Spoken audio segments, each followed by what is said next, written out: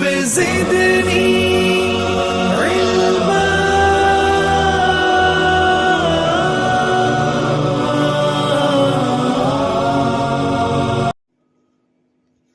الحمد للہ وحدہ والصلاة والسلام على من لا نبی بعدہ وعلى آلہ واصحابہ الذین اوفوا عہدہ. اما بعد،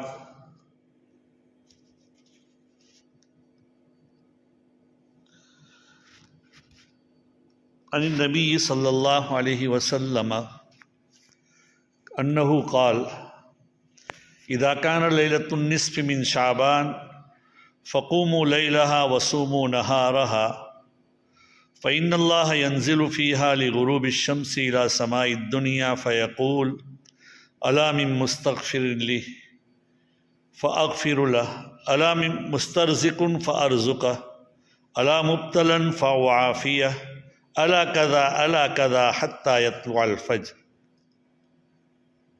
رواہ ابن ماجہ.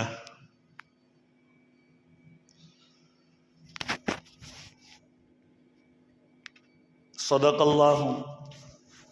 رسول اللہ صلی اللہ علیہ وسلم. بزرگان محترم عزیزو، شعبان المبارک کا یہ مہینہ چل رہا ہے. آج شعبان کی 10 تاریخ ہو چکی ہے. 14 تاریخ کے بعد کی جو رات ہوتی ہے اس کی بڑی فضیلت آئی ہے. ایسے پورے ہی شعبان کے مہینے کی بڑی فضیلت ہے. نبی اکرم صلی اللہ علیہ وسلم شعبان ہی کے مہینے میں بہت زیادہ عبادات میں کوشاں رہتے تھے، کوششیں کرتے، روزے رکھتے تھے. اما حضرت عائشہ صدیقہ رضی اللہ تعالیٰ عنہ فرماتی ہیں کہ میرے اوپر جو قضا روزے ہوتے تھے، میں ان روزوں کی قضا شعبان ہی میں اکثر کیا کرتی تھی. نبی اکرم صلی اللہ علیہ وسلم بھی تقریباً مہینے کے روزے رکھتے تھے. اس مہینے کے اندر روزے کی گویا کہ تیاری کرنا ہے، ایک قسم کا ریہرسل کرنا ہے رمضان کے.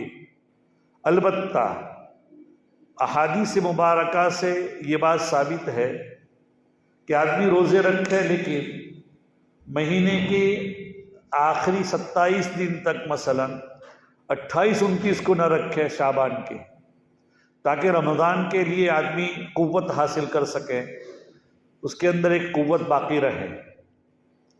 بہرحال یہ جو میں نے آپ کے سامنے حدیث پاک تلاوت فرمائی، نبی اکرم صلی اللہ علیہ وسلم اس روایت میں فرماتے ہیں کہ شعبان کے مہینے کے اندر جب 15ویں رات ہوتی ہے تو کیا ہوتا ہے وہ بتلا رہے ہیں. یہ مبارک رات ہے. اس مبارک رات میں دیکھیے ہماری جو شریعت ہیں، شریعت کے احکام کو ماننے میں اصل دین ہے. شریعت کے احکام کو ماننا یہ دین ہے. دین اپنی جو رواج اور روایات چلی آ رہی ہے اس کے مطابق کرنا. جیسے کہ شب برات میں بعض جگہ پر شیرینی بانٹی جاتی ہے، بعض گھرانوں میں شیرینی یعنی میٹھی چیز بنائی جاتی ہے، اچھی چیز بنانی، اس کی کوئی اصل نہیں.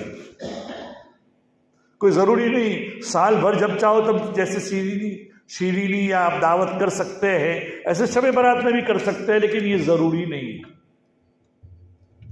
ضروری تو یہ ہے کہ اللہ کے رسول صلی اللہ علیہ وسلم نے جو طریقہ بتلایا ہے اس طریقے کے مطابق اپنی زندگی کو ڈھالنا، اس کو شریعت کہتے ہیں.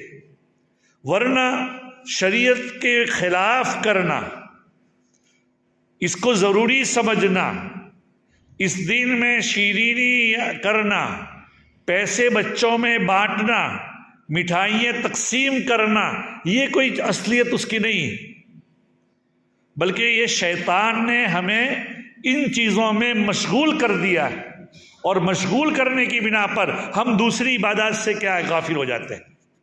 ورنہ حدیث پاک میں تو آتا ہے اللہ کے رسول صلی اللہ علیہ وسلم فرماتے ہیں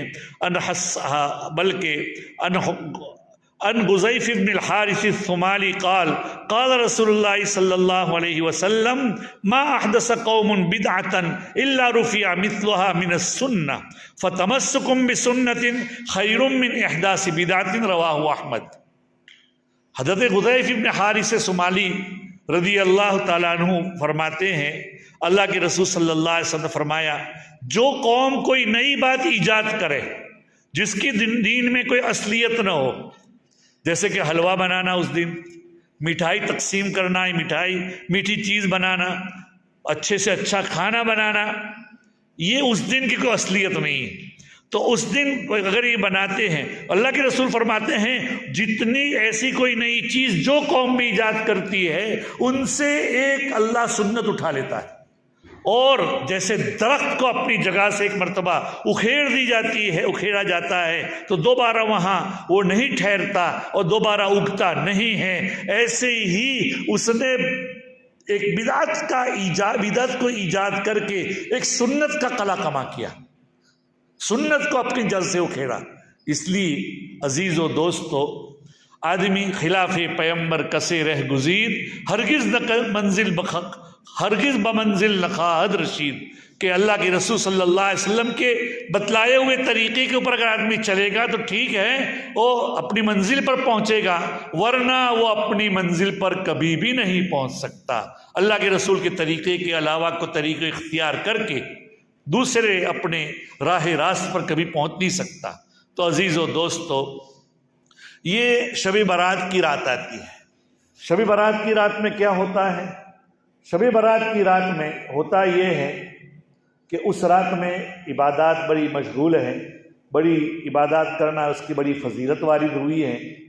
اس رات میں سال بھر کے جتنے بھی احکام ہونے والے ہیں، اتنی بات یاد رکھیں، ایک بات کہ انسان کے پیدا کرنے سے 50,000 سال پہلے، کتنے سال پہلے؟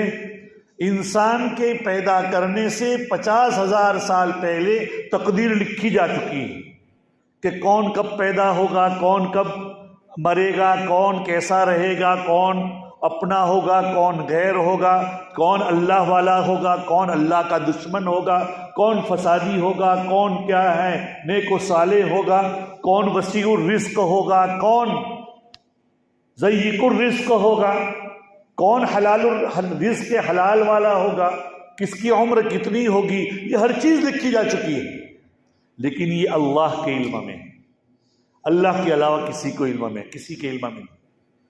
شب برات میں حق تعالی شانہ اس 15ویں شعبان سے آئندہ 15ویں شعبان تک جتنی بھی چیزیں دنیا میں ہونے والی ہیں اور ان تمام چیزوں کو جو جو متعلقہ فرشتے ہیں ان کے حوالے دے دیا جاتا ہے کہ یہ بچے اس سال یہ پیدا ہوں گے، اس کے اوپر یہ لوگ مامور ہیں، جو فرشتے مامور ہیں وہ، اور اس سال ان کو رزق دینا ہے اتنا، ان سال ان کو، یہ فرشتے جو اس کے ذمہ دار ہیں وہ ان کے حوالے کر دیا جاتا ہے۔ کس کی موت اس سال ہونی ہے تو وہ ملک الموت کو اس کی فہرست دی جاتی ہے، کس کی پیدائش ہونی ہے، کتنی بارش برسانا کہاں کہاں، یہ اللہ تعالیٰ ہر ایک کے علم میں دے دیا جاتا ہے۔ کس کو ہمیں اتنا رزق دینا ہے، کس کو بیماری دینا ہے، کس کو شفا دینا ہے، کس کے یہاں بچہ پیدا ہونا ہے، کس کو تندرست رکھنا ہے، یہ اللہ تعالیٰ تمام کا تمام ساری چیزیں کتنے جگہ کیا ہونا ہے وہ اللہ تعالیٰ اللہ کے یہاں علم میں تو طے ہیں، لیکن جو فرشتے ہوتے ہیں اس کے اوپر مأمور، اس کے اوپر مقرر، ان فرشتوں کو وہ دے دیا جاتا ہے۔ اسی لیے قرآن پاک میں جو سورہ دخان ہے، غالباً حضرت اکرمہ یہ کہتے ہیں کہ فیہا یفرق کل امر حکیم سے یہی مراد، یہ اسی رات کے بارے میں کہتے ہیں۔ لیلۃ المبارکہ سے مراد یہ ہے شب، عبداللہ بن عباس رضی اللہ تعالیٰ عنہما فرماتے ہیں اس سے مراد شب قدر ہے، لیکن اکرمہ وغیرہ کہتے ہیں غالباً کہ اس سے مراد شب برات ہیں، اس لیے کہ اس شب میں ہر چیز کو کیا یہ ہوتا ہے، اور حق تعالی شانہ، اللہ تعالیٰ سمائے دنیا پر آتے ہیں اور اعلان کرتے ہیں، ہے کوئی استغفار کرنے والا، معافی طلب کرنے والا، میں اس کے استغفار کو اس کو معاف کروں، اس کے استغفار کو قبول کروں؟ ہے کوئی مانگنے والا میں اس کو دوں؟ ہے کوئی ایسا کہ میں اس کو ایسا کروں؟ ہے کوئی ایسا؟ یہ اللہ تعالیٰ گویا کہ آتے ہیں اس رات میں مانگنا چاہیے۔ تو اس رات میں آدمی کو کیا کرنا چاہیے؟ اس رات میں عبادت کرنا چاہیے۔ چراغاں کرنے کی یہ اجازت نہیں ہے، بجلیاں جلانا، کمکمے جلانا، اس کی شریعت میں اجازت نہیں ہے۔ اصل میں بات یہ ہے کہ ہم ایسے ملک میں رہے ہوئے ہیں جہاں برادران وطن کے ساتھ ہم رہے ہیں ایک مدت تک ہمارا، تو ان کے یہاں ان کے تہواروں پر، ان کے بعض تہواروں پر دیے جلائے جاتے ہیں، دیوالی وغیرہ پر، اسی کی مشابہت میں ہمارے لوگ بھی ایسا کرنے لگے تھے اور اس کے بعد کمکموں کی شکل اختیار کر لی۔ اس کی کوئی اصل نہیں ہے۔ شریعت کے مطابق کریں گے تو اللہ تعالی ہمیں توفیق دے گا، اور شریعت کے مطابق نہیں ہوگا تو اسی میں مشغول ہو کر عبادات سے بھی غافل ہوگی، فرائض سے بھی غافل ہوگی، اور آدمی ایسی چیزوں میں، ایسے لغویات کے اندر مشغول ہو جائے گا۔ اللہ تعالی ہماری حفاظت فرمائے۔ تو اس رات کے اندر آدمی کو چاہیے کہ عبادات کرے، ہر قسم کی عبادت کرنا چاہیے۔ جو بعض مرتبہ شب برات سے پہلے بعض لوگ کہتے ہیں کہ اس طرح 4 رکعت، بعض مرتبہ یہ واٹس ایپ پر بھی آتا ہے کہ اس طرح کی 4 رکعت کرو، کہ پڑھو کہ پہلی رکعت میں یہ سورت پڑھو، دوسری رکعت میں یہ سورت پڑھو، یا اتنی مرتبہ پڑھو۔ اس کی کوئی اصل نہیں ہے شریعت میں، اس کی کوئی بھی اصل نہیں ہے شریعت میں کہ ہر قسم کی عبادات کرو۔ نفلی عبادات ہیں، اس میں اس رات کے اندر آپ نفلی نمازیں بھی پڑھ سکتے ہیں، صدقہ بھی کریں۔ آدمی صدقے کے ساتھ ساتھ دعائیں کرے اپنے لیے، امت کے لیے۔ اور یہ تمام چیزیں نفلی عبادات کیسی ہے؟ یہ تنہائی میں کرنے کے لائق، کھلے عام کرنے کی اجازت نہیں۔ اجازت کھلے عام کرنے کو مطلوب اور پسندیدہ نہیں۔ اسی لیے جو سنت موقدہ وغیرہ عبادات ہیں یہ بھی گھر میں پڑھنا افضل ہے۔ لا تجعلوا بیوتکم قبورا، اپنے گھروں کو قبرستان نہ بناؤ۔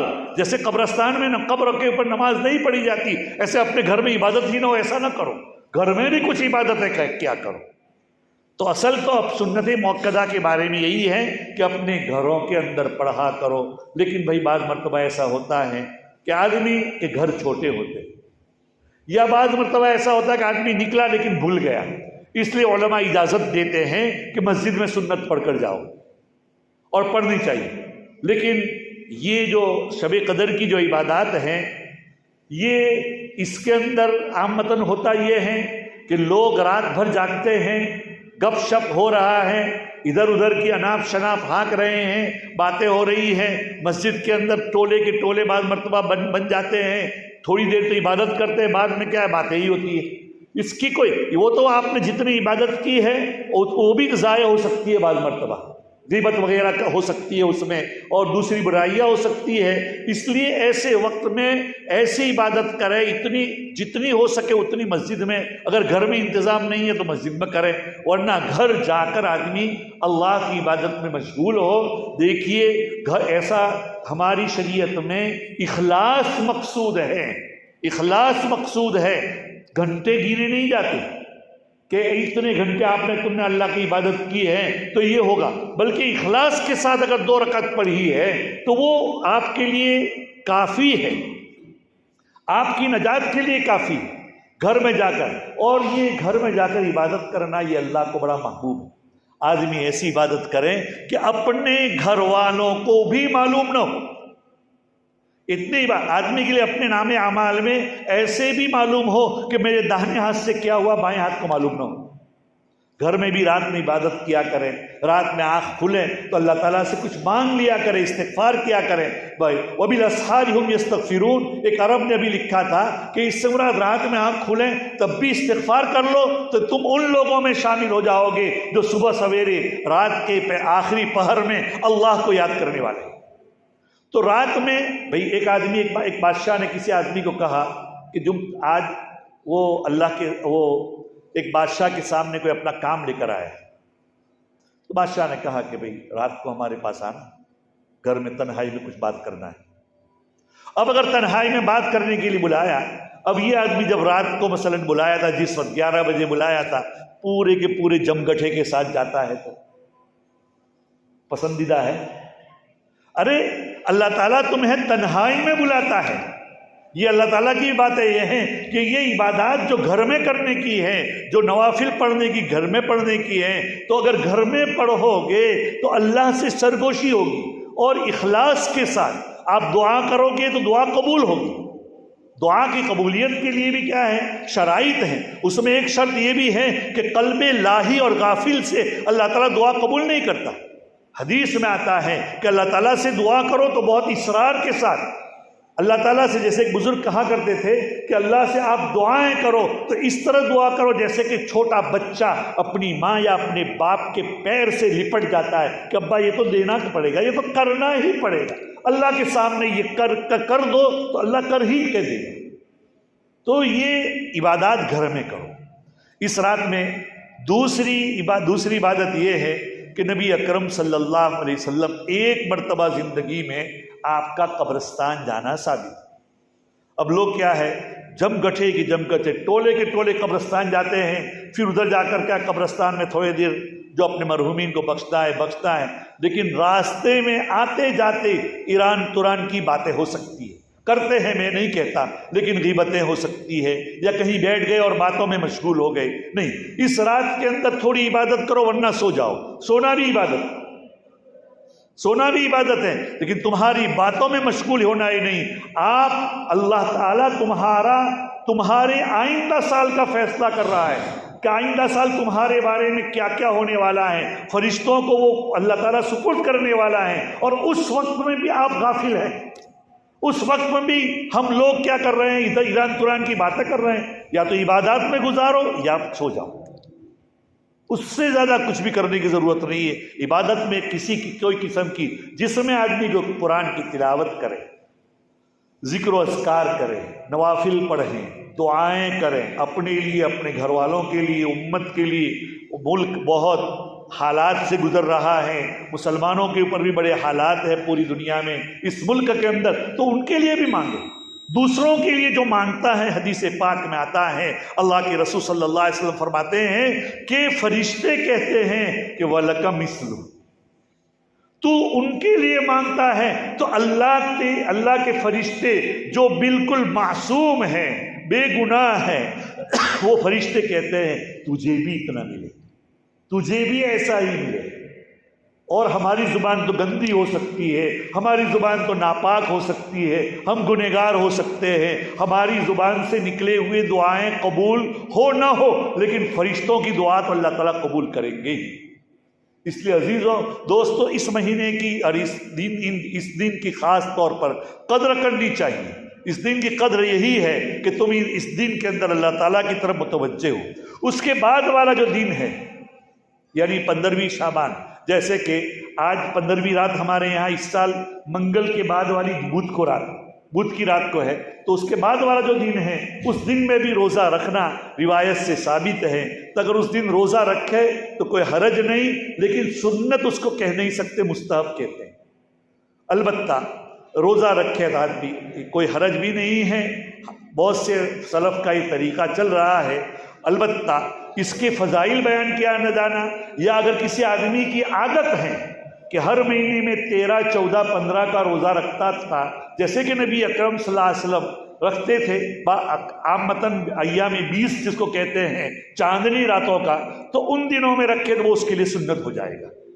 اس کے علاوہ اس رات میں پورے مہینے میں اگر کوئی آدمی عبادت کرتا ہے تو جیسے کہ مہینہ بہت مبارک چل رہا ہے کہ پورے مہینے اگر روزے رکھتا ہے تو روزہ رکھنا اللہ کے رسول صلی اللہ علیہ وسلم بڑے رکھتے تھے، لیکن کھلم کھلا عبادت کرنا، دیکھیے میں آپ کو ایک روایت بتلاتا ہوں نبی اکرم صلی اللہ علیہ وسلم کی زوجہ محترمہ حضرت عائشہ صدیقہ رضی اللہ تعالیٰ عنہ، 15ویں شعبان ہے، حضرت عائشہ سوئی ہوئی ہے بستر پر، فرماتی ہے کہ فقط رسول اللہ صلی اللہ علیہ وسلم، اللہ کے رسول صلی اللہ علیہ وسلم میرے بستر پر ایک مرتبہ نہیں ملی ایک رات میں، فقط رسول اللہ صلی اللہ علیہ وسلم ذات لیلۃ، ایک رات میں میرے بستر پر اللہ کے رسول صلی اللہ علیہ وسلم نہیں ملے، میری آنکھ کھلی تب فخرجت فاذا هو بالبقيع رافع رأسه الى السماء، اللہ کے رسول صلی اللہ علیہ وسلم کو وہ تلاشتے ہوئے نکلی کہ کہاں گئے